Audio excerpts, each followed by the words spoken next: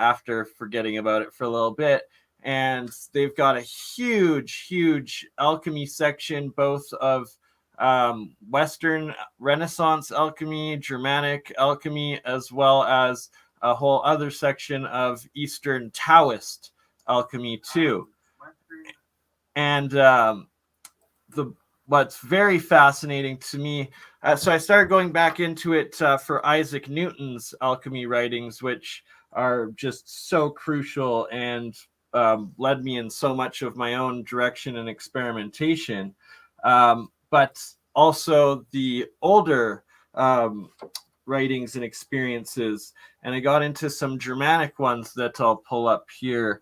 I think, yeah, you're on there now. There's one, I think it's called the Treatise of Gold. If you can find that one, it's from the 1600s. It might be closer to the top, or it might be under G.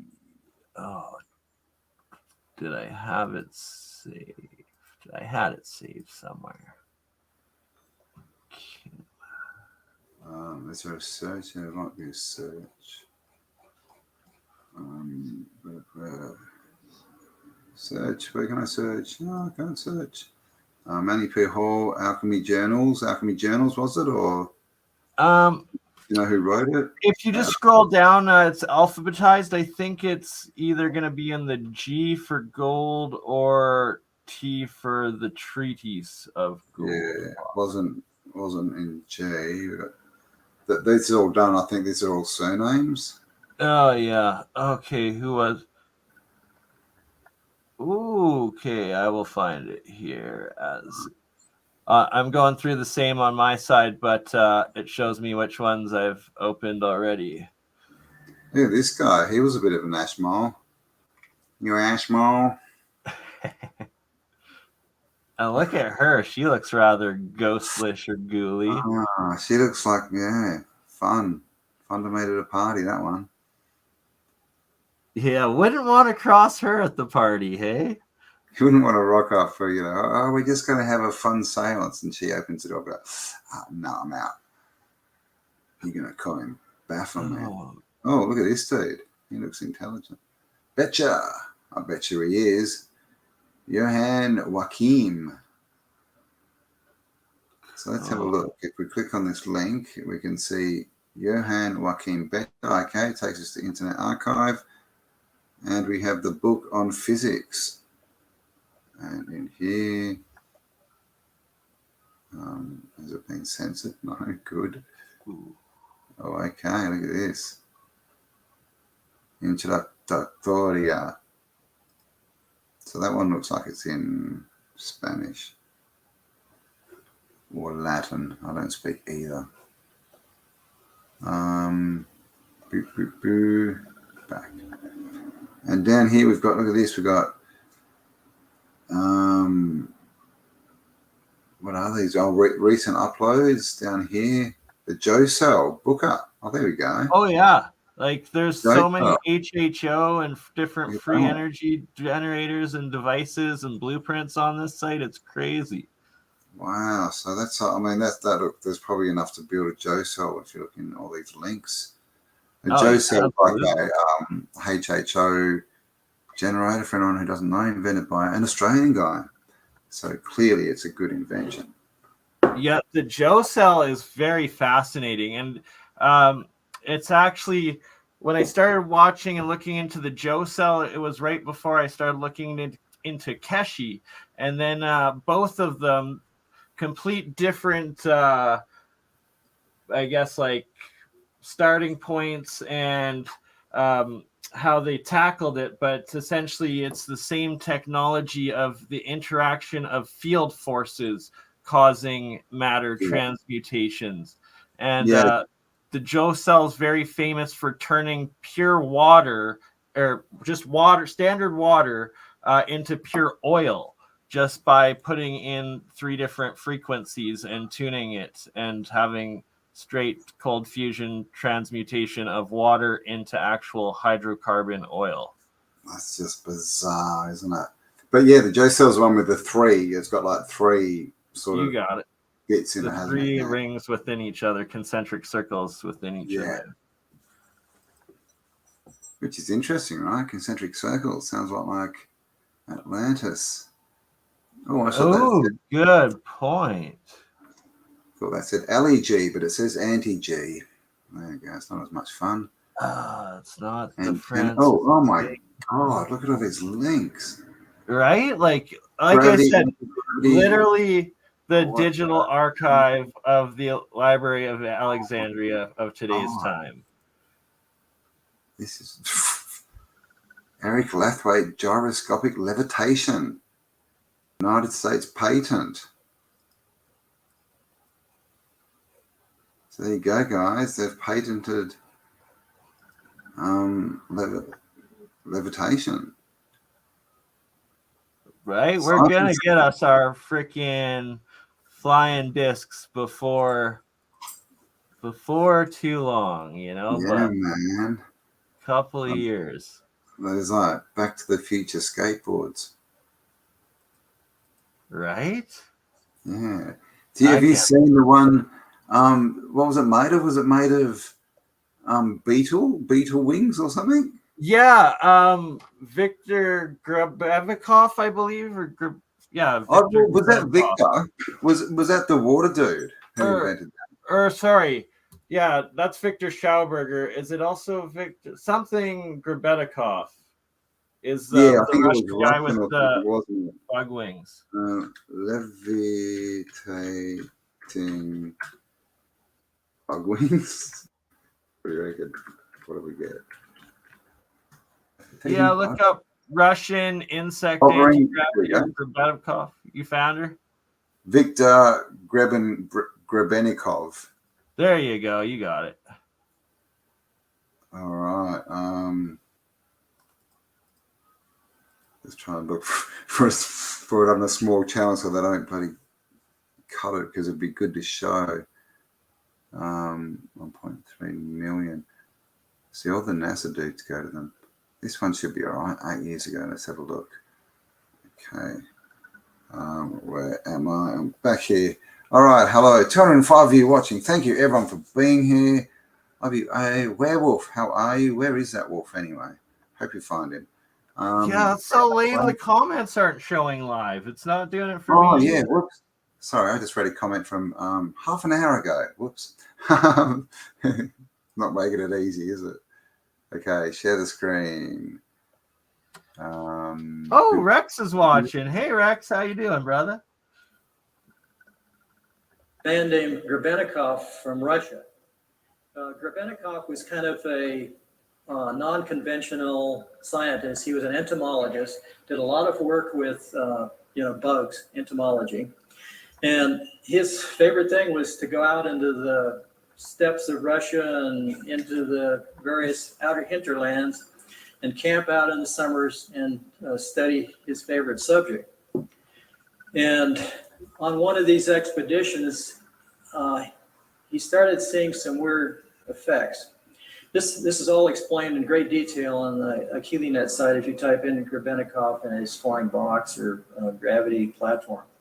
But anyhow, the result of this was to show that he found a certain bug that didn't fly, it levitated. And this was, he put this bug into a little vial or something, and he saw this vial jumping up off the lab table, jumping up and down.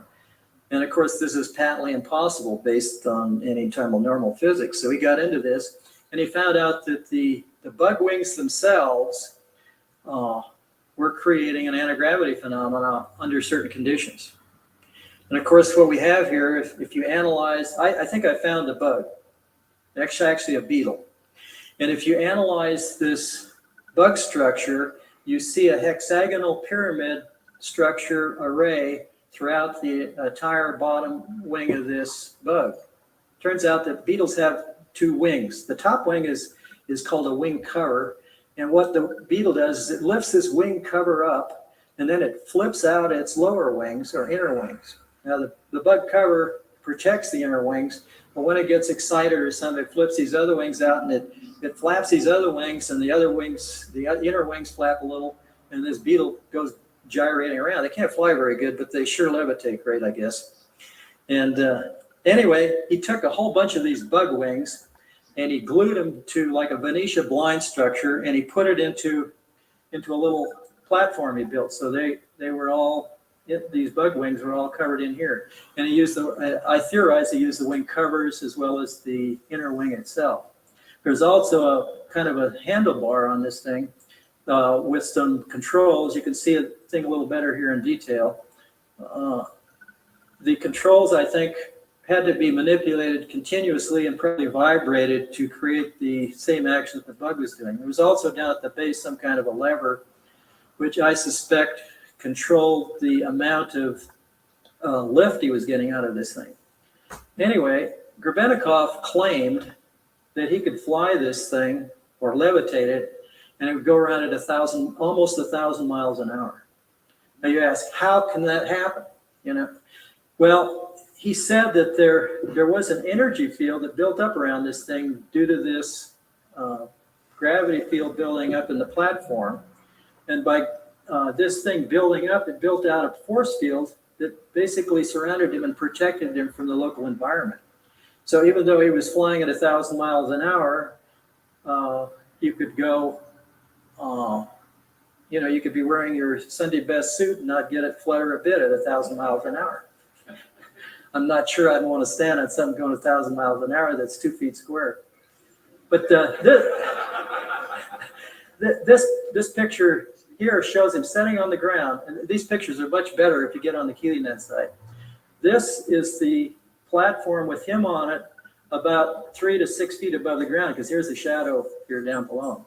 Now you could say this is all faked, but if you get into the other things he did with shape, they almost mirror the stuff that I discovered.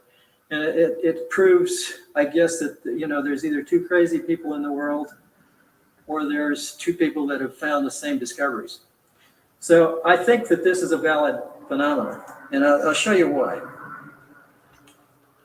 Next slide is a micrograph that I took of a beetle inner wing. This is at 100x.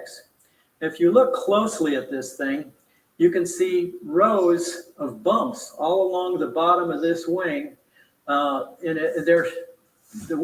Each row is staggered from the next row next to it. And this is all over the surface of the bottom of the wing. Now, I don't know of any aerodynamic surface that has bumps all over the bottom to help it fly better.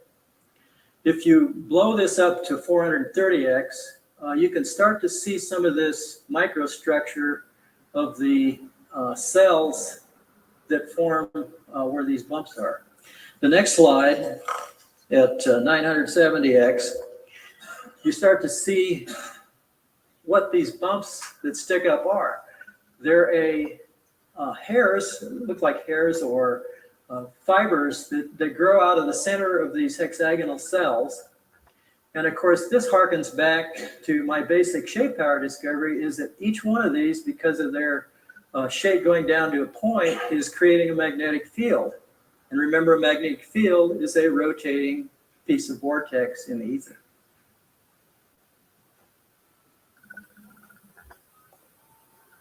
Well, there you go. What did you think of that? Win at work by communicating. I love Grebennikov's work. Whoever that guy is, I forget his name, but he's an American presenting it, and he does a really good job. I believe it was the early 2000s that specific video presentation was recorded, and he shows the science of it very well. So my monoatomic gold, I did find on Rex Research the exact one I was reading, called the Treatise, Joannes Agricola Treatise on Gold. And all right. You can check it. Cool. I'll post the link in the chat for everyone. And it's extremely long, so it's going to take me a few minutes to find the chapter on it. But it's Germanic translated from the 1600s. It's the start of it, it writes, it's dedicated and written to the prince or crown prince, and he has like 10 different titles of whatever Germanic area that he was in charge of, that the guy lived in. So right there, completely classified, right? That like the kings and the princes, the nobility get it, and whether it goes public or not, chances are it wasn't. But he tells about 10 different instances and stories of medical practices of how they used not just the herbs, but instead go into metals and making them into these monoatomic, they call it palatable gold. But the part that I'm going to bring up are several instances of him explaining these processes of making this gold into white powders. But that he states that 5 out of, like, I think it was up to 6 or 7 that I read, but only one of them was the proper healthy white gold, and the rest of them were poisonous. And it's that it wasn't what we now understand, or I now understand, is that it's monoatomic is the healthy plasma single atom state, where as soon as it turns into diatomic, triatomic, these particles that like the oxides or the sulfides, calcified, whatever the metal bonds with, that then it's poisonous. And that he talks about this other way that makes it into a white powder, but that it's not pure and it was poison. So when it was in that white state, it's actually calcified gold, I believe, particle or something along those lines, but not pure monoatomic. And then going through reading it, one interpretation now that I fully understand, even though there is the chemical process of calcification and it actually being a calcium compound, that a lot of them are, overall in these ancient alchemical processes, though, the term calcification doesn't just refer to calcium particles with the metal elements, but actually also most likely the oxides, the sulfides, and any other of these toxic particles when it breaks down.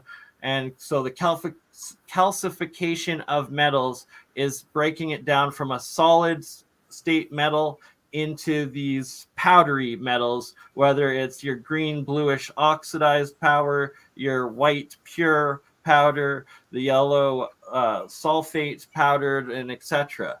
And yeah, so I'll look into it. Hey, Paul Cook, you're here, you're awake. Paul, I can email you the link if you want to join us finally. Yeah. We've been waiting. Monoatomic as well, for anyone who doesn't know, just means one atom, right? So it's basically it's oxygen is the problem, really, right? It's oxidization is rust, right? So when they're stripping the oxygen from the atoms, you just get the pure element, right? Without the damaging oxygen attached to it. And then you drink it like Bernie's doing, and it's much better for you than Gatorade, apparently. Right, so it's more reassuring for me drinking and consuming this pure monoatomic gold and silver that I've made out of pure gold and silver, now that I'm reading of 400 years ago, it also being a process of them making this palatable, edible gold for the process of health. And another interesting aspect of it is that in these writings, they consistently state, and this was from 1600s, that the society before the collapse, the ancients, were much more advanced than they were, and that this is absolute fact in all of their understanding, their thinking, their beliefs, and that it has just been a recent rewash of history. And indeed, things would make much more sense when you see all these megaliths, these ancient sites and everything, that, hey, there was something more advanced. There was more advanced technology, as opposed to this YOLO belief that we have today. Indeed. And Bernie is drinking monoatomic. Is that silver? It's gold and silver combination out of this. So it was silver anode, silver cathode, 1 ounce coins, and the anode turns into the monoatomic silver, and then gold anode, gold cathode, 24 karat, 10 gram bars. The gold anode turns into the pure monatomic, and then I mix them. And it's, I believe the Philosopher's Stone is in fact monoatomic gold silver combination. And this is because in their drawings depicting it, they'll have 2 snakes going up into the water. And on one head of the snake is a sun, which is gold, and the other head of the snake is a moon, which is silver. So then it's that those are the anode cathode of those metals representing going into this reaction that then make it. Well, aren't you what Paul Cook just called you? A dog? Hey, it's working again. The comments are working. Yeah, I know. Yeah, they just popped up about like 2 minutes ago. I don't know what happened, but they literally stopped. What did we get? We got amazing. So they went 227, 228, 229, 308. So we lost like 40 minutes almost of comments. But you're back now. We can see you all. So you're all back. Yeah, and I was going to say, like, the when they took the Ark, right, the Ark of the Covenant, and apparently they were wandering through the desert and that, there's a passage that says, they were about to starve, and then manna fell from the heavens, right? So, I mean, could that be monoatomics? Absolutely. If the system is a anode cathode system, right? Yes, exactly. So the Ark of the Covenant, it's a giant plasma spark gap part of it. And when you have that arc, that spark gap of plasma going through, it produces this white power. Usually it's ozone, they say. So it triple oxygen. So that'd actually be triatomic ozone. But regardless, it's this plasma stated. And I believe that also like the diatomic, like when it's oxidized and stuff like that, some of them, and they also say the sulfate state, the mercurial state, and what I believe are these metals bonded with them through transmutation, because I get also particles of these metals that are pure gold, and the alchemists refer to it as the mercury ones, and then pure yellow, and they refer to it as sulfur or sulfate. So I believe that that's actually what's happening with it. But those are also plasmoid or plasma state, but they're just they're less reactive and less connected to the etherical energy or the plasma energies. It takes more activation of it to get the overunity or super capacity out of them. Now I completely forgot what the heck I was going to say about that. Manna falling from heaven. Paul said he can't join. He's asleep tonight. He's tired. So fair enough. Paul, you're coming on soon. Return our emails because it's this time. Well, a little bit earlier or a little bit later, but this day every week now that me and Campbell are doing one of these streams. So we need to have you on, Paul. You better respond with a permanent date and come on, my friend, because we love you, and it's long overdue. And we can start a bit earlier if it's I don't know what time it is in the UK, but we can start at 12 instead of 2. And this Tuesday, I won't be here. I'll be in Melbourne, so we'll have a break. But then I'll be back, and Paul Cook will be on. I've got WhatsApp, Paul. I don't know. I had your number at one point. I'll look through the emails. Emails, Paul. I'll send you another one. I'll check my emails, Paul, and I'll see if I've got your WhatsApp, and I'll send you a message because I know, right? It's hard to keep up with all these different bloody social medias and emails and all this stuff. Too much of it. Too much. Right? It's like we got to get on all of them, but it's just so hard managing all of them. And like, a lot of people now love Telegram, and like I am liking it, but I need to get an upgraded phone because every time I open Telegram, it just takes up so much memory. It like crashes my phone, and I can't even answer text messages after that. Like I have to like go through and delete it all just to get. The worst thing is, I keep getting added to groups, man. I'll go in and I just delete like because you can't get to them all. I just delete all these like groups I've never heard of, and then you go up the next day and there's like another 10 groups here, and it's like, what is this? It's too much. So that's why we're going to have a get together, guys, in person in Melbourne on the 25th, this Saturday. So we can meet up in person. Brian says, at Bernie, have you shipped bottles to Cam? Oh, yes. Have you? It would be interesting to have along for the ride. Is it legal? I mean, is it? You've muted yourself, Bern. Have I shipped what? Any monoatomic silver and gold mix to me? To who? You? To me. For you? To me. Well, we still got to just teach you how to, because shipping from Canada to Australia is so expensive. Let's do that. We just got to get you making it yourself. We need to do the basic show, how to set up a basic electrolysis system, what to use and what to drink and what not to drink and all that kind of stuff. And of course, don't eat the calamari. And then also, after you do your live event there, it might be 2 Tuesdays from now or 3 Tuesdays from now, our alternative history stream, we will have Harry Hubbard on.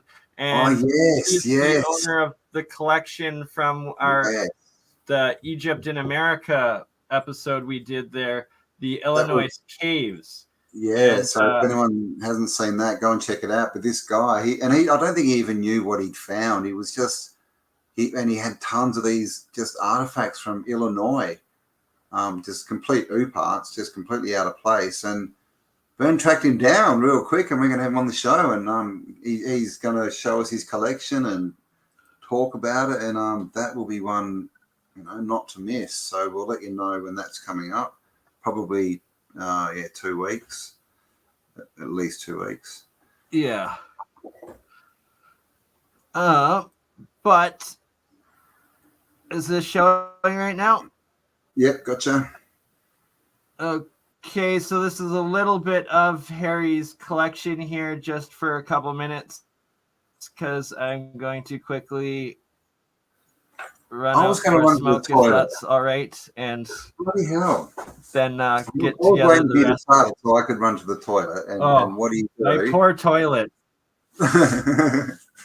I wasn't going to run to your toilet. No, you can go too. I'll be watching it. Can we put it? You can definitely run to the bathroom, my friend. All right, there you go. It's on full screen. So, guys, check this out. This is really interesting. And I'll be back in a few minutes. And so will Bern and I. Ooh. So this is Harry Hubbard himself walking through, maybe.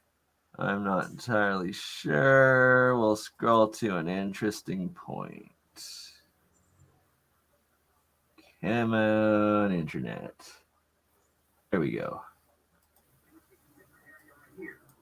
These are two different and this is a triple layered medallion that I feature a lot, double layered medallion, and all of these are elephants, but that was real good of them to pick out and sort.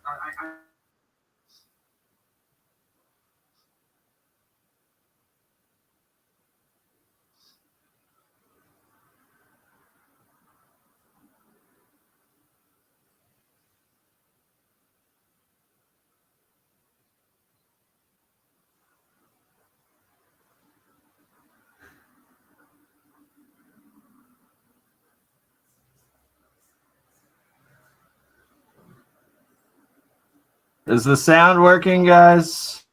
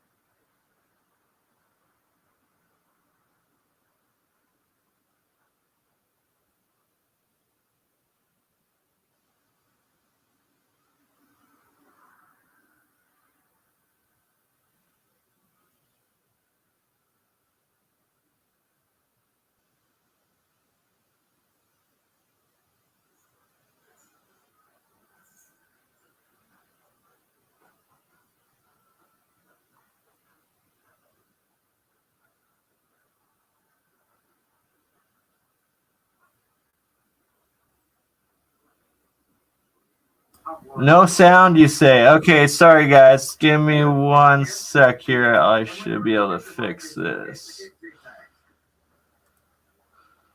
Sorry about that. Some were saying good sound, some were saying no sound. I am going to, should be able to fix this here.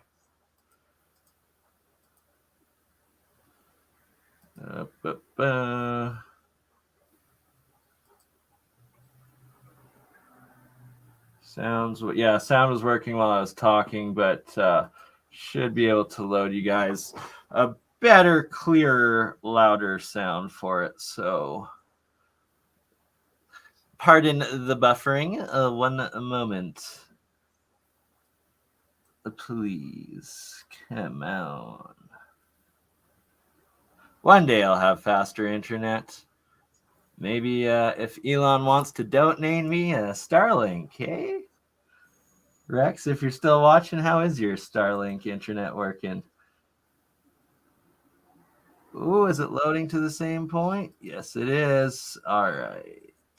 This should actually work now. Maybe. Sorry, everyone. Come on.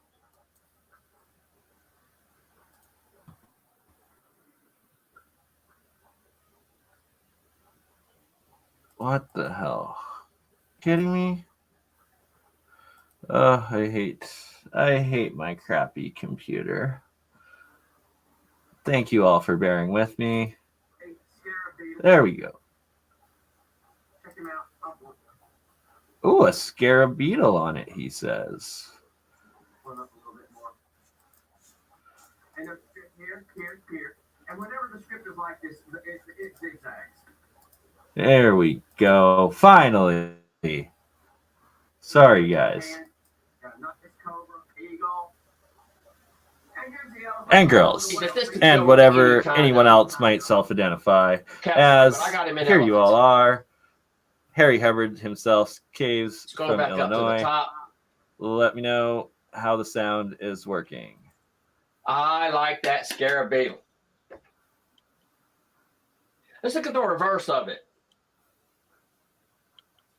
Here's the whole thing. We'll blow it up.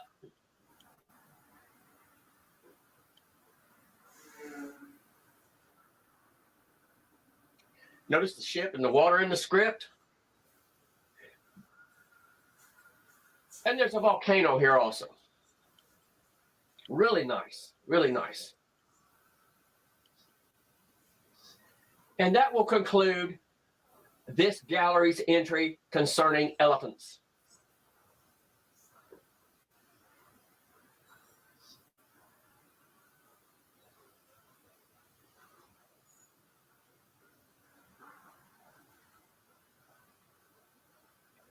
Our next topic is human poses, or it could actually be archers. Most of these guys are archers. There's the whole stone, and I've used this tablet before. A couple of these I've used before, but it's good to show different photographers from different times. All of these were taken, I believe, in 2010. Let's blow it up. Really good looking photograph. Scott Walter again. Look at the character in this guy's face. You can count the whiskers on his.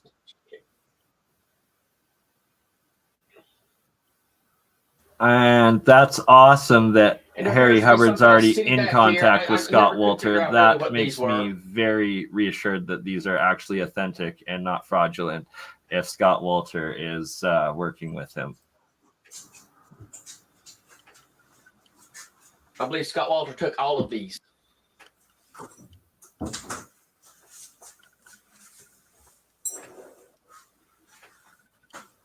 Next, we have this guy. You gonna blow him up?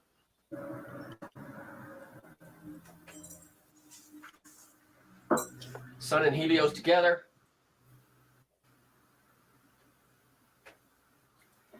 Human poses. Right here's his name.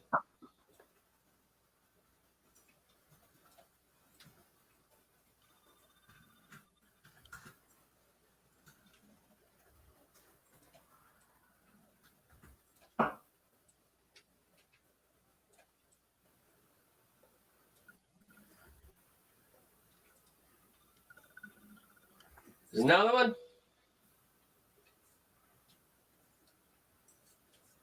Let's blow him up.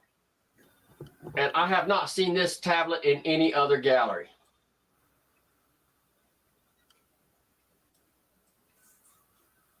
Quite unique.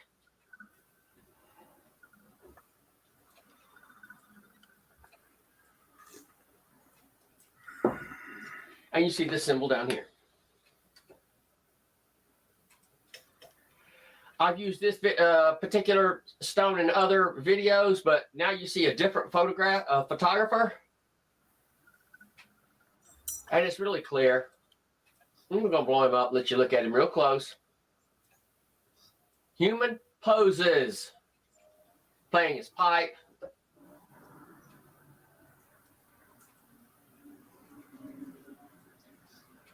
Clearly Egyptian.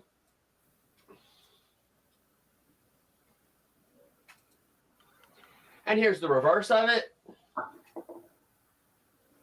I'll blow it up for you. Who knows? Somebody might make a decipherment here. We'll give you as many tools to work with as we can.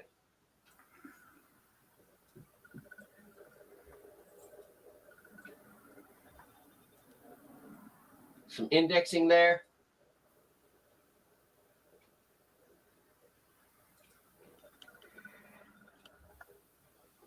And this is another very unique tablet. It's the whole thing. That's a Scott Walter legendary loop. Let's blow him up.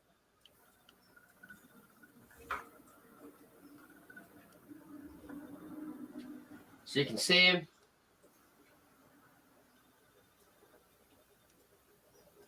Maybe hard to describe, but it could be done.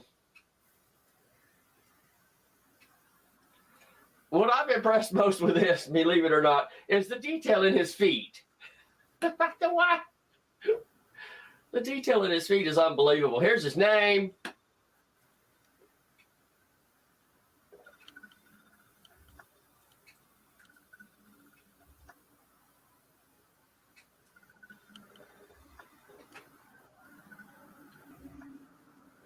Here's our next specimen. Blow him up.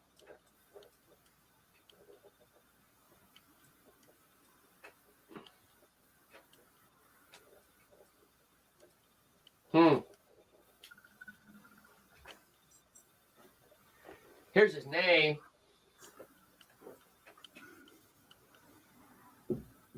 Notice the hair is straight. Don't know what these are. Looks like a moon up there, but could be wrong. Good looking carving though. And here's the reverse of the same stone. Good looking rattlesnake. I'm going to blow him up. This guy is really cool. Check him out. Don't get no better than that. Well, there's a few more that are just like it. There's a bunch of script down here at the bottom. I'll blow it up for you as best I can.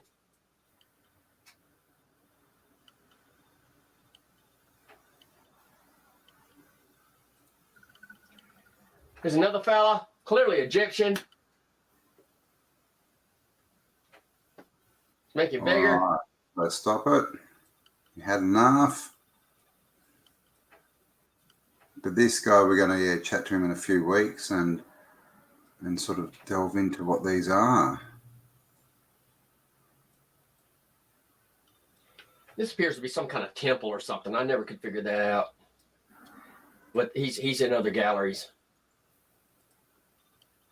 Here's our next one.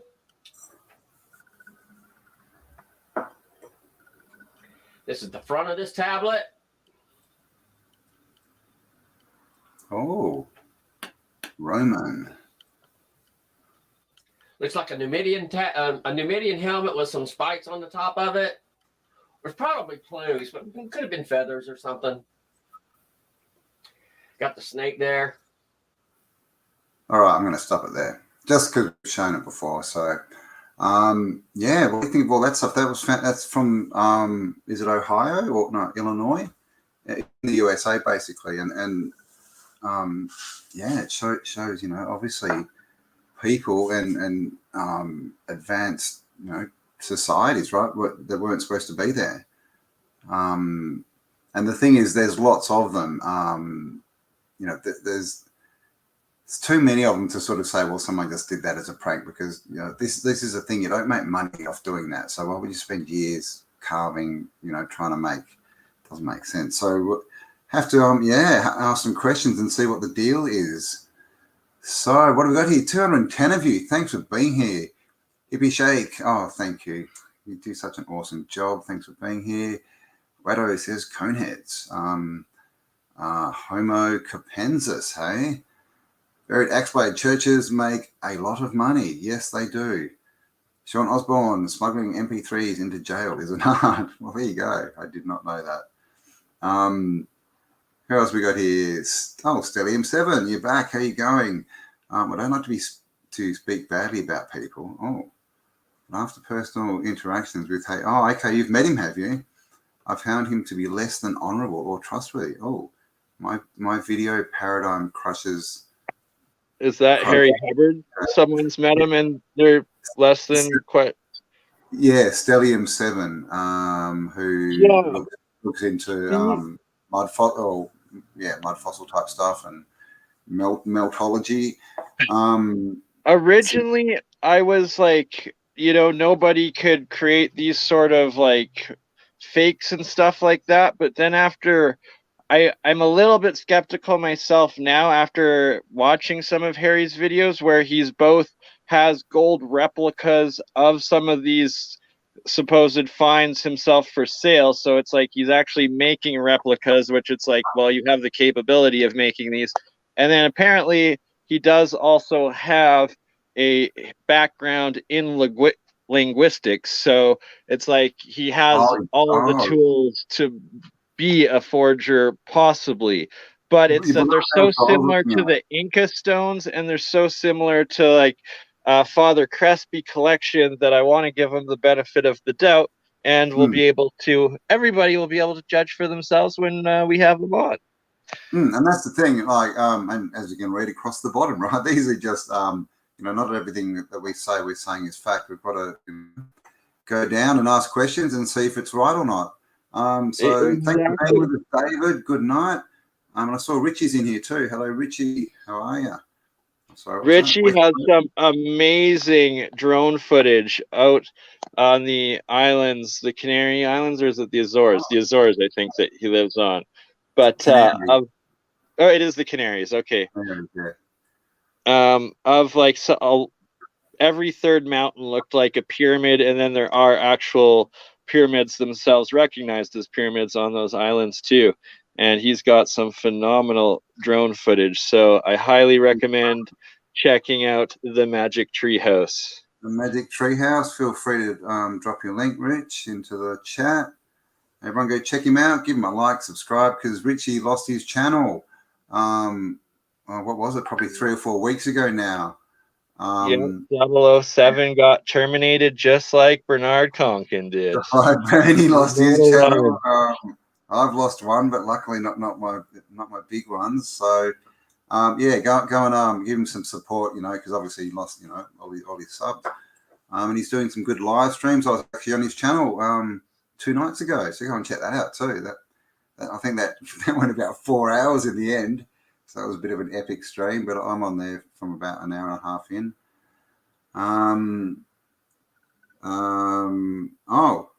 Oh yeah, you don't have a rank. That's because you lost your channel, Richie.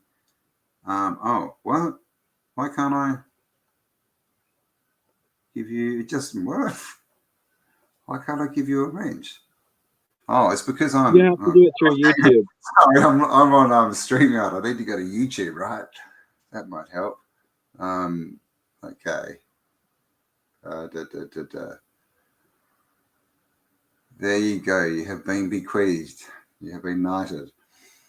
Not met him in person, but okay. Sorry. Stellium says not met him in person, but have had interaction.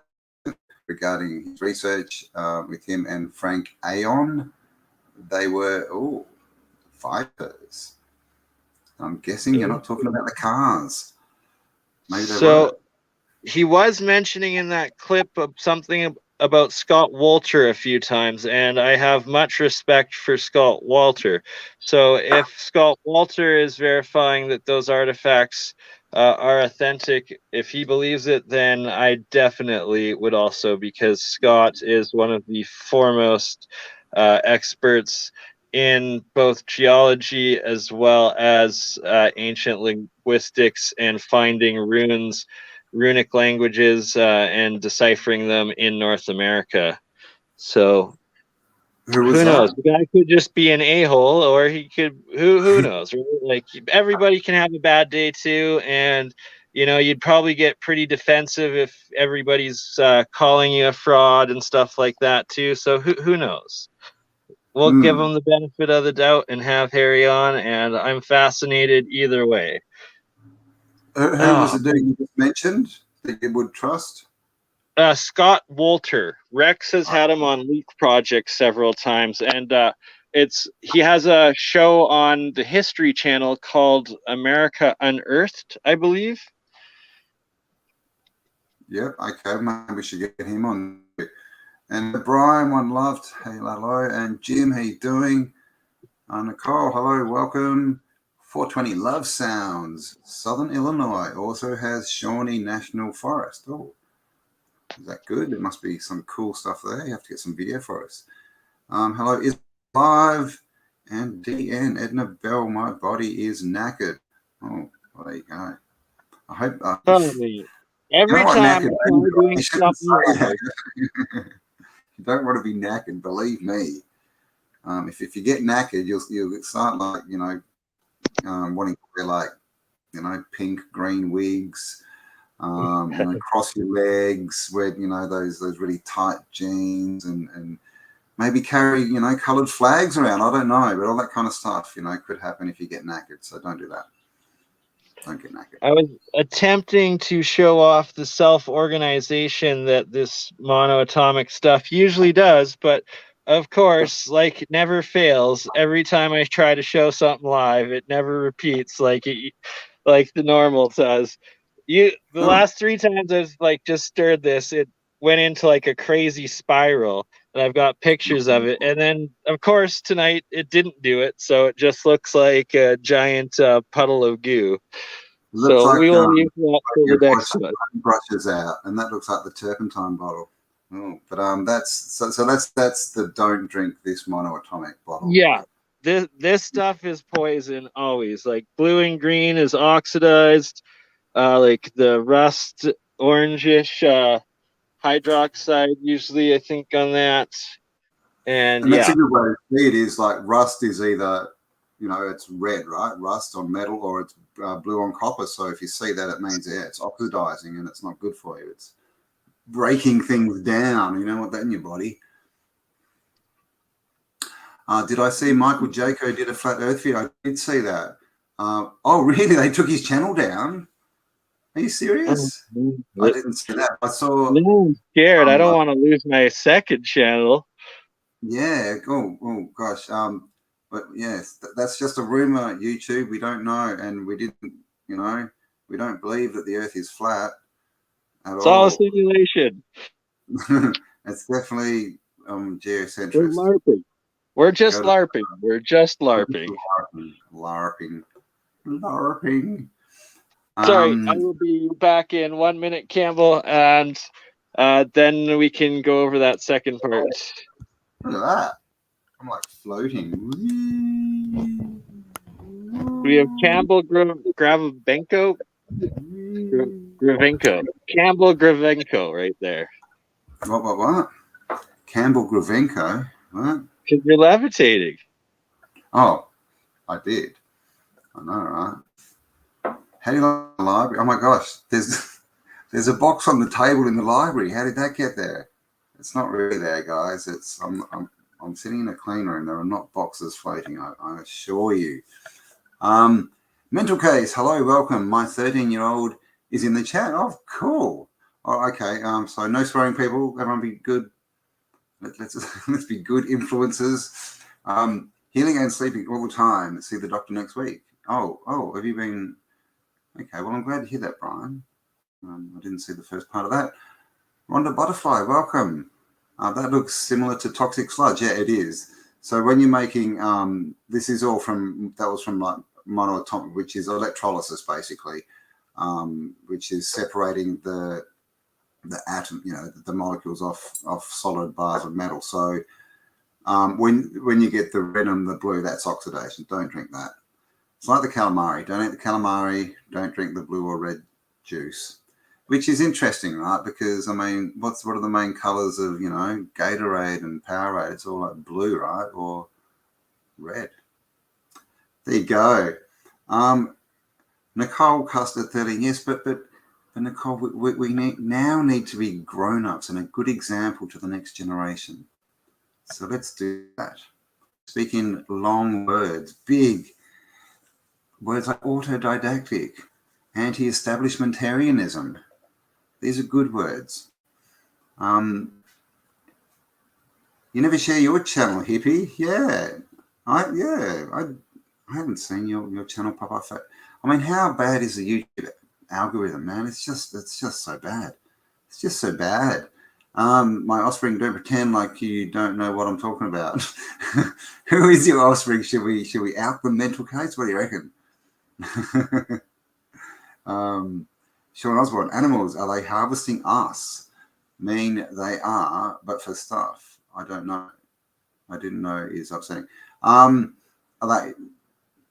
Yes, they harvest our energy, but they only do this if we go along with their narrative, if we believe what they tell us, because the name for it is loosh, which is negative energy, basically. So that's fear, right? And that's why all this stuff, they try and keep us scared, right? Everyone's out there to kill you. If you don't put something in your face, you'll die, and all this kind of stuff.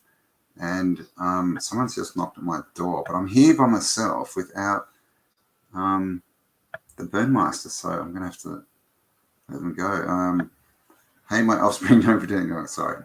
Already showed that. Where are we? Where are we? Anyone seen the moon yet? I've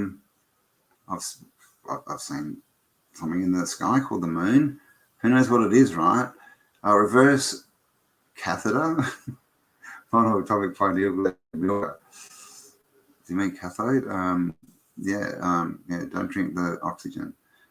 God don't give us the spirit of fear. No, he doesn't. No, and this is the thing. This is all about sovereignty, right? Is a word they use. Stand in your sovereignty, in your power, like, because this is, like, did any of us go and sign a contract, right? Saying yes, we agree that all you do to pretend to be the government have the power to make laws.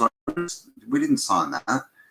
And unless we sign that, or they're God, right, or they can prove that they're created, then why do they have, jurisdiction over anyone? They don't. It's all implied. And of course, if we believe it and go along with it, then we're done. Hang on one sec, guys. There's someone at my door. 1 minute.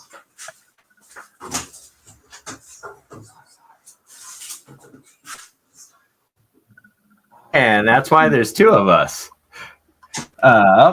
So what I have showing there with Oscar and Bert, the different layers in that jar, that is this right here, random alchemy electrolysis lesson, is still active with 5 volts of electricity going in.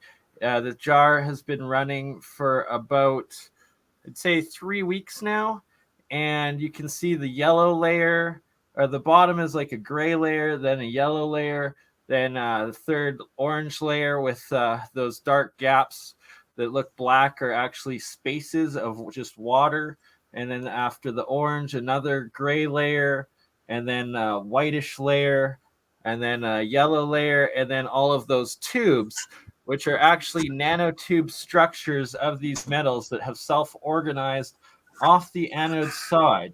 And when this reaction started, it was simply just salt water, and the anode side is an iron nail, and then it had an aluminum foil wrapped around it and a copper wire coil solenoid also wrapped around it. So those three metals on the anode side that broke down into all of this, and then the cathode side was also an iron nail and a copper coil.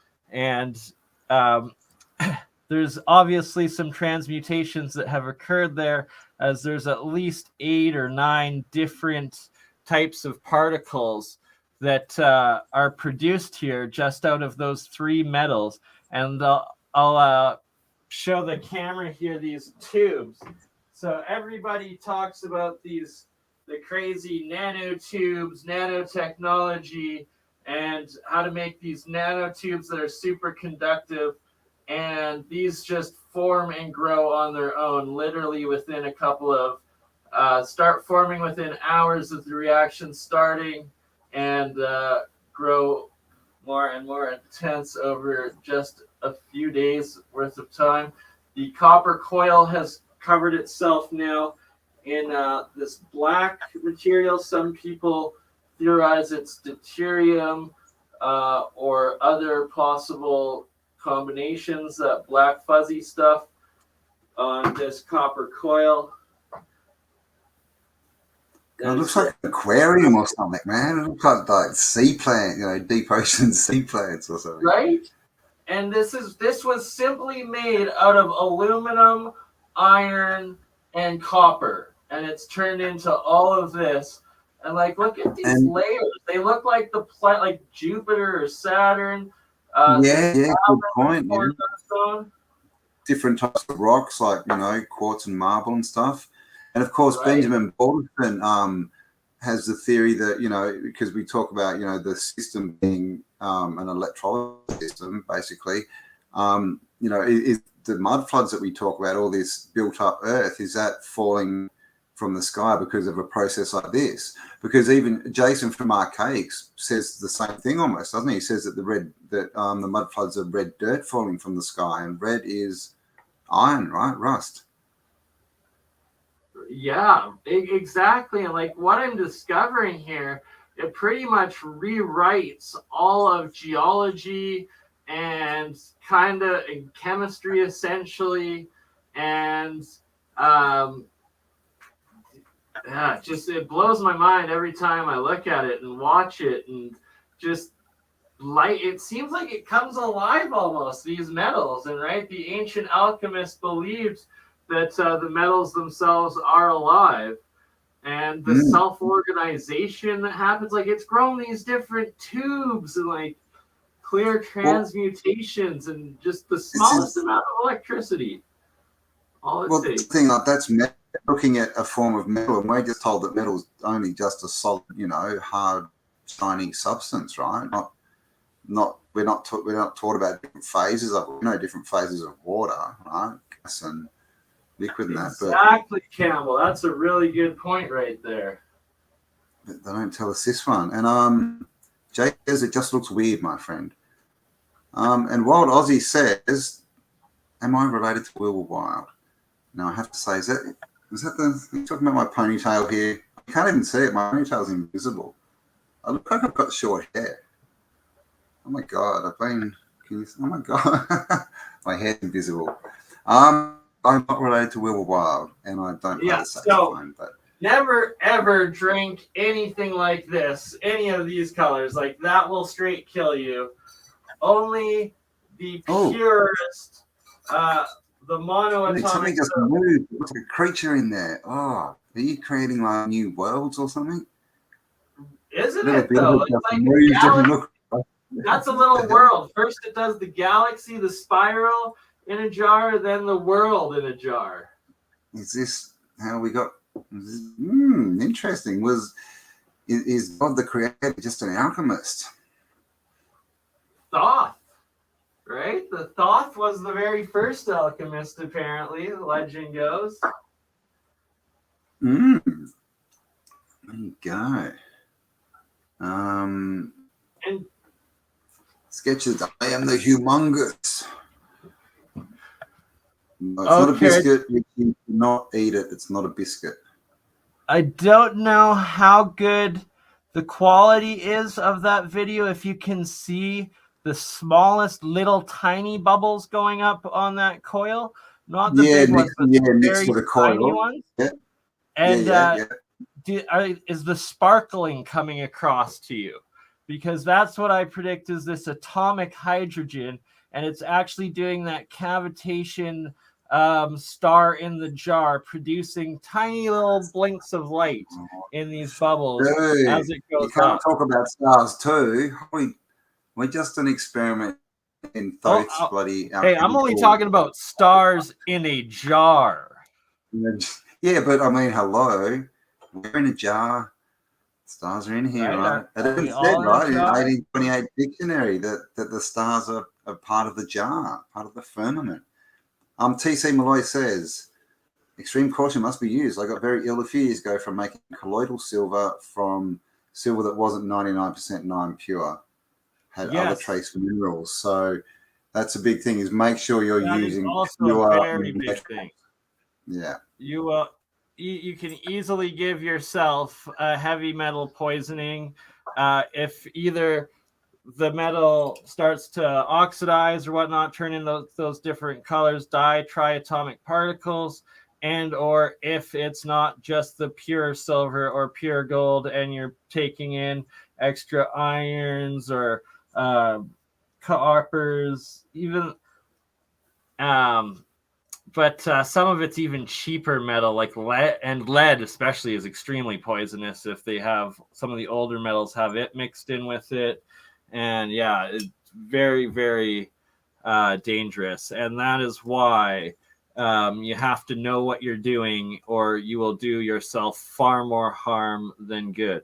And so even though this jar now is full of like crazy heavier particles, different transmutations, and that would poisonous to us at this point, the jar on the left side, the pure white monoatomic, when I first started this reaction, for the first 3 hours it ran, and it's on a video stream that I did, I think 2 or 3 weeks ago when I did start this experiment up, I streamed it live, and it was pure white. All of the metals that was the material that was coming out was the pure white, just like on the left side. And you can harvest it at that point and you'll have it. And that I literally turned iron, aluminum, and copper into the pure white as well. And you can harvest it, take it out of the reaction in the early points, and it will stay as this pink white on the left there in that monoatomic state. It stays stable forever. But if you leave it in and keep it going, then it will keep transmutating and keep turning into these heavier and heavier condensates and self-organization and structures and whatever the heck is going on in that little world of a jar there. Richie thinks it looks like trifle and he wants to try some. Might make you a trifle ill, mate. Don't do that. Bernie, stay with your herbs. Buried X-Blade said that he would call him Henry and then call him Hank. I don't know why. That's very confusing. I've been infused with heavy metal since I was a kid. Do monoatomics help to detox? Do you know? It is. I think is shungite good for heavy metals? I think shungite is good for heavy metals. Anyone, what's good for detoxing your heavy metals? Let us know, but no doubt you're onto it, Brian. But yes, hopefully you're feeling better. Coconut oil, stuff like that for detoxing the heavy metals. Oils, yeah, because you need something that's going to bond with them and exactly. So like the coconut oil, stuff like that, I believe works. Oh yeah, good. They use that for what's it called? When you put it in your mouth and you swish it around and it draws. Mouthwash, like Listerine. Stuff. There's like a word for it. It's called drawing or something. Pulling. Is it called pulling? Not pulling? Sure. It might be called pulling because it's like supposed to like pull, or like people do it like when you wake up in the morning. I used to do it. I should get back on it. Oil pulling, yes. The comments are saying yes, oil pulling. There you go. There you go. Pulling can be good, guys. It doesn't always make you go blind. So for the second half, Campbell, can you pull up Google Earth, and we'll go back to both the Kaliningrad region as well as Crimea region. And were you able to get any pictures of the Sparrow's Nest Castle in Crimea? Maybe we'll start with that.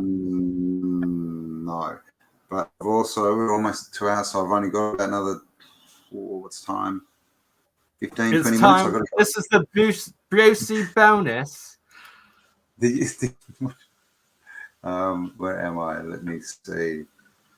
Oh my God, how many screens have I got up on my computer? Who can guess? Should we do a competition? Yes. Okay, we're going Crimea River.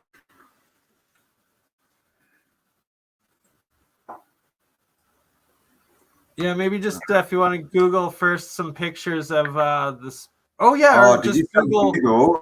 Find on Google Earth. Yeah, on Google Earth, the Sparrow Nest Castle. It's Sparrow's Nest. Is there a movie made about that? Most likely. Sparrow's Nest.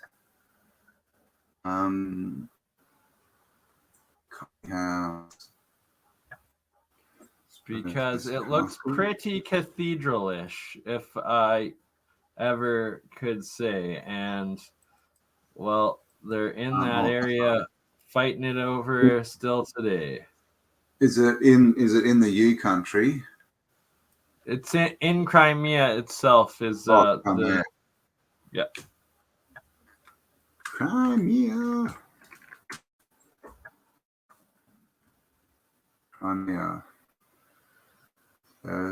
Sparrow's Nest massage and birth support. That's not it.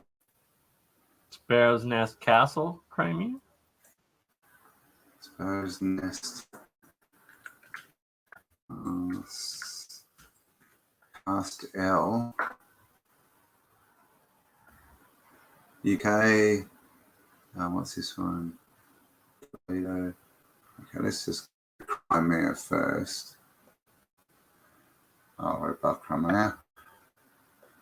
Okay. We are getting there, people. What's called Sparrow's Nest?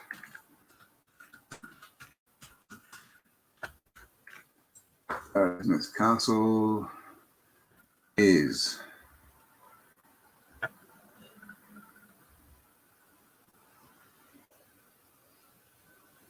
okay. I'll share this and we'll find the name of it while we're having a look. Oh, Bernie's run away on me. God, I'm all here by myself again. Didn't even tell me this time. That's just rude.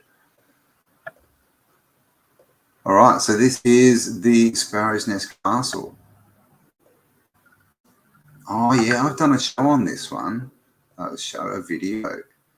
Pretty cool. Sparrow's Nest Castle, Ukraine, Crimea Peninsula. Here's another picture here. Look at that. Fairy tale. Swallow's Nest. Hang on. That's not Sparrow's Nest. What? Swallow Nest. Yalta. There we go. Yalta, Ukraine. Sorry, that's why you didn't find it. Swallow, not sparrow.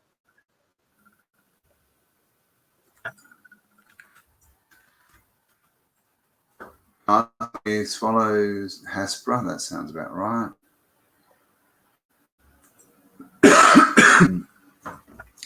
Okay, so can you guys see? Are you seeing Google Earth, or are you still seeing Google Pictures?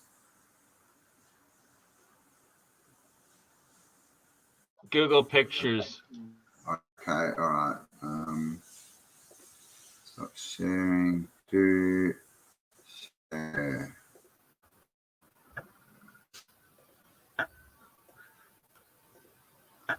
Okay, so Castle near Swallows and its Harappa.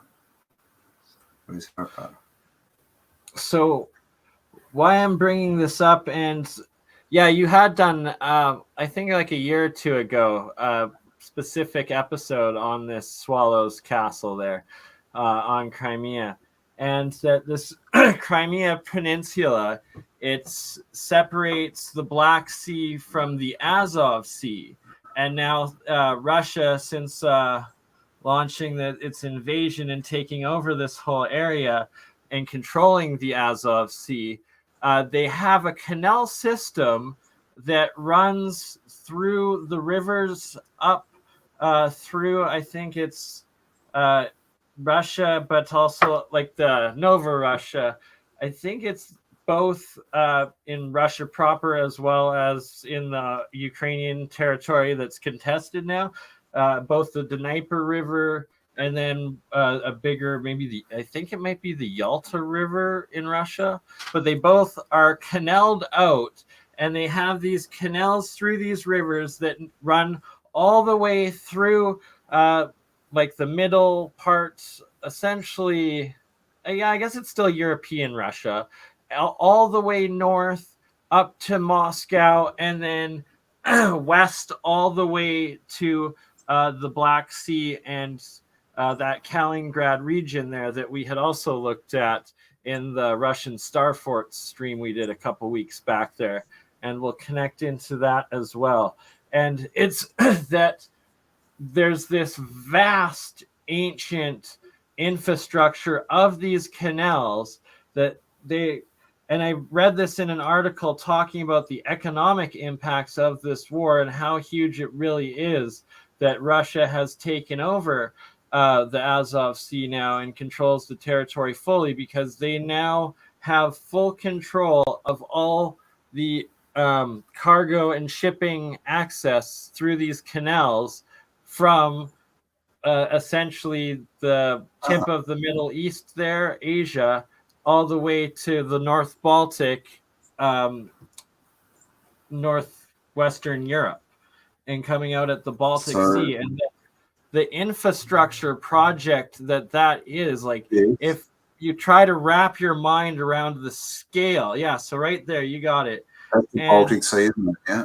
Yeah, no, the Azov Sea, you got it right there. You're focusing on the Azov Sea, which is connected to the Black Sea there. You're bang on. So this is the start of it. So this is essentially where Europe meets. So the small part is the Azov Sea there, cordoned off, and then the big one's the Black Sea.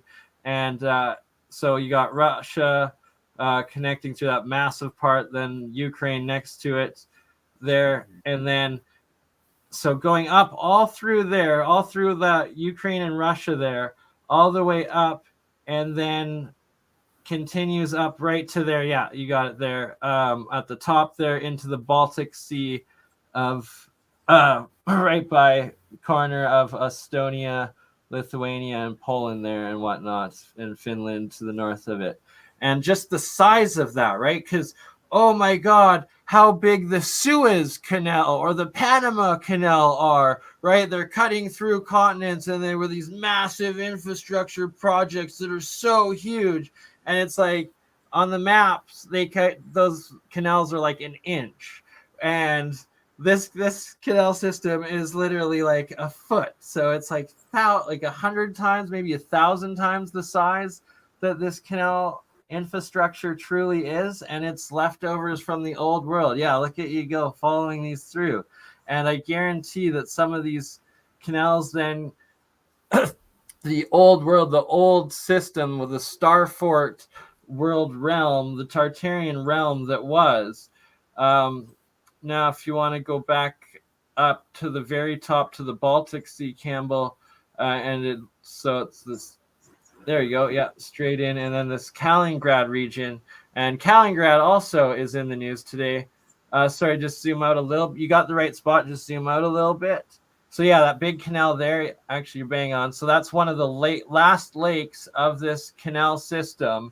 That the lake you're showing right now and this canal is physically connected all the way to that other canal that we just went over in the Azov Black Sea. And this is the exit of it into the Baltic Ocean.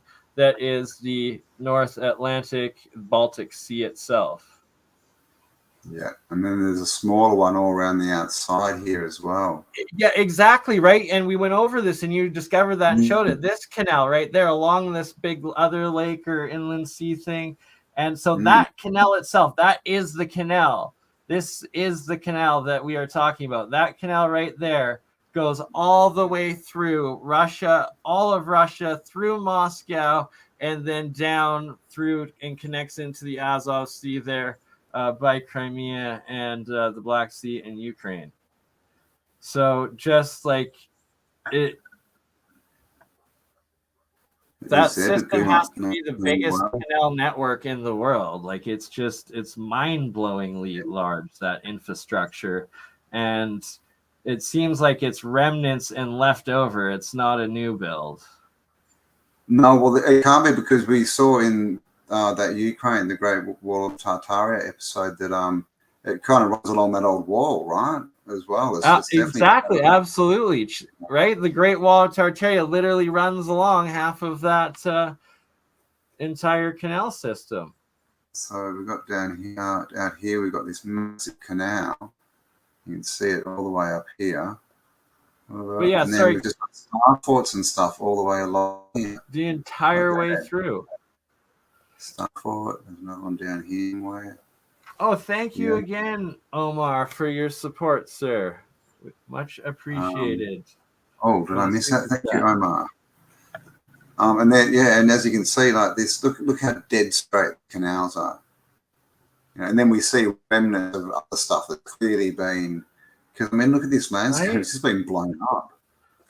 Exactly, like it just must have been decimated, and like everything else is just such exact, perfect precision infrastructure terraforming on like just a macro scale that like it's hard to actually like comprehend the scale of it. It's ridiculous. I mean, you can see here they start down here, and you know they go up here and continue. I mean, so they at least go across Ukraine, but they actually go right across Asia. Right? It comes right up here, and we're going to have to spend some time tracking it. We'd be able to. I mean, there you go, right? Just zoom in, and there it is. Right, exactly. There it is. This one, and also the Dnieper River. So when Russia has now captured the Kherson region of Ukraine to the west of Crimea, that it annexed before, the Kherson region, and now is on the eastern side of the Dnieper River, which is that same river canal system that we went through in the Great Wall of Tartaria system there. Okay, yeah, so if you want to zoom in at the top there again, Campbell, exactly. So this is the Baltic Sea, the edge of the Baltic Sea, and so that's Finland on the left now, Poland on the right, and if you scroll to the top right, I believe there up to, so I've turned. Hang on, let's do. There we go. Yeah, so you can see Finland, Estonia, Sweden, Norway, Finland, the top of the Norway, Baltic Sea.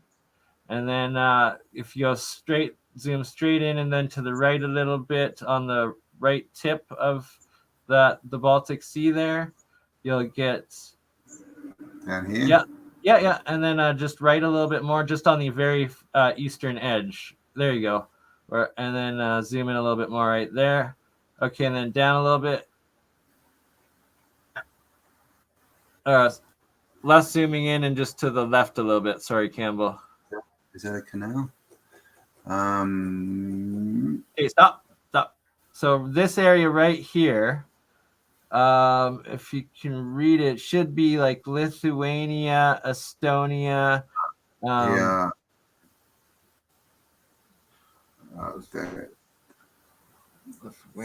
So this is Russia. This is Estonia here.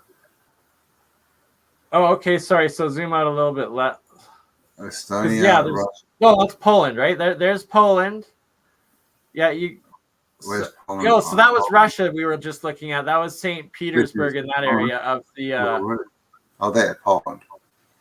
Okay, sorry. Yeah, sorry. So we were up in by St. Petersburg, Russia. Yeah, so there, right, this area right here. Okay, so that's Poland, and then this right here that you're now on. This is the area. This is Kaliningrad. And so this was in the news today that Lithuania has decided that it's no longer going to let Russia use its rail network to transport goods and service and its people from this Kaliningrad enclave back to mainland Russia, which essentially is a declaration of war towards Russia by NATO and by Lithuania or Estonia, whichever one it was. And yeah, this is where it comes out, another part that the canal comes out of. And yeah, this is a massive star, this city here. Yeah, and exactly, this Kaliningrad enclave of Russia, it is just a massive star citadel city, star forts mega city. And look at those canals going out. Those are canals right there. And and then look at that. Yeah, so look at that. So it comes down, and look, they build this little offshoot to tie into this lake, and then through to tie into this lake, just to connect it all. Right, and like that's ancient. It looks like it's been like neglected. Like you can clearly see it's overgrown. Like these are from the past. Oh yeah, that's still operable. That canal, the big part there for sure. Right, like this is all pure man-made, and that connects all the way to the Black Sea, to the Sea of Azov through Russia. Like if ever, they're just huge. So that's the Tartarian infrastructure. It was a water world. It was water power, water energy, water geometry, and water travel. And the narrative that in a world like that there was no global civilization, no global trade, no global travel, it's absolute bullshit, because clearly it was all shipping, all water technology, and all water travel. Yeah, so they say that, what is that? Is that water? Or is it? So that looks like it might have grown over some swampy area, floodplain, possibly. But you can see, it goes into there. It would have been the former sea. Oh, yeah, so that is water. So it's probably brackish swamps. That's from there all the way through to here is connected, those two waterways, and then it goes off around the edge here, up here. Yeah. Oh, wow. Look at that. It's just huge. And then it connects, look at that, it connects into this bigger one. Exactly. It's just a massive network of, it goes through, the canal network itself goes through 4 or 5 different major rivers, and that they all connect. So it connects these rivers from Eastern Europe, northeastern Baltic Sea of Europe, all the way to southeastern or central Eastern Europe in the Azov and Black Sea. And it connects through all the cities. They're all on these waterways. Exactly. And as you can see, you can see there's remnants being destroyed, but you can see this used to be something. You've got the canals. No doubt if we hunted, we could find the star fort remains in there. You can kind of see some of the geometry in the ground there, but this is the thing, right? And that's just, so there, we're down. Now look how far we are from where we started. We're down into the middle of Lithuania. And it's still not stopped, right? It's still going down here. And it's like the banks, like those are called rivers, but they're canals, and like 95% of that bank and terrain has been man-made and is perfect. Like, just look at how straight it is, right? Like those banks, I guarantee, are all megalithic stones or geopolymers, and just perfect canal work. Yeah, it's just, I mean, it looks like they've connected into, they've used what natural sort of, waterways there were connected into them, but then they've created, probably 10 times that amount in man-made perfectly straight canals.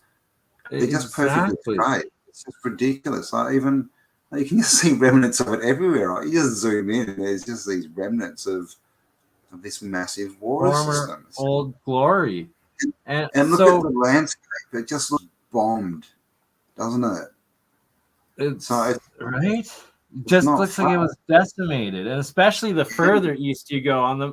So this right here, what we're gonna have to do a good project to confirm it all is go over the old Starfort maps of these areas and the canals of them, and connect them and confirm them all of the Western Europe that still exists today on Google Earth, and that they're all still there, and show like the civilization that's still there, what's destroyed, and then go to Central Asia of where Tartaria was, that on these maps the same size of star cities and canals and everything appear in the old maps, but they're no longer occupied or living now. And I guarantee you we will find on Google Earth the remnants of the same former lost glory of the old world.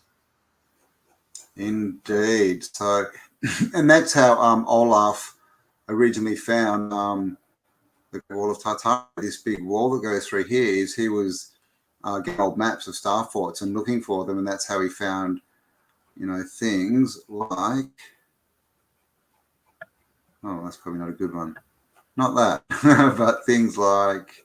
Well, that one, the blown up one, and a buried one that doesn't even have official history because it's so old. But he found like the best ones are like this, where you can see the imprint under the ground. Like that's just cool, right? Like it's definitely not that I tried to hide it, put a farm over the top of it, and we can still see it. Exactly. And like we found 100 of them at least ourselves, just looking together in like for a few hours, and then Olaf's found several hundred, and there's got to be tens of thousands of them overall, because it's like every couple of kilometers, like 1 or 2 kilometers, there's one of those star forts buried along that Great Wall of Tartaria, and it literally runs across the entire continent of Eurasia, from the Black Sea there all the way up to the former Sea of Tartaria there. So there, all through there. So there we go. All right, now, oh, holy crap, I really have to go. I'm going to be late for my next live. Can't believe it. Shit. All right, well, thank you guys for joining us. Thanks, Bernie, again. Hope you enjoyed that one. Get onto Google Earth, have a look yourself, look for the straight lines, the canals, and see what you can find. And we'll catch you all, not next Tuesday, because I'll be in Melbourne. I'll see everyone who's there. Good luck on that, brother. Thank you. And we'll see you the week after. And Paul Cook, if you're still around, get in contact. Hopefully we'll have Paul on in a few weeks as well. Absolutely. So we'll have Paul Cook.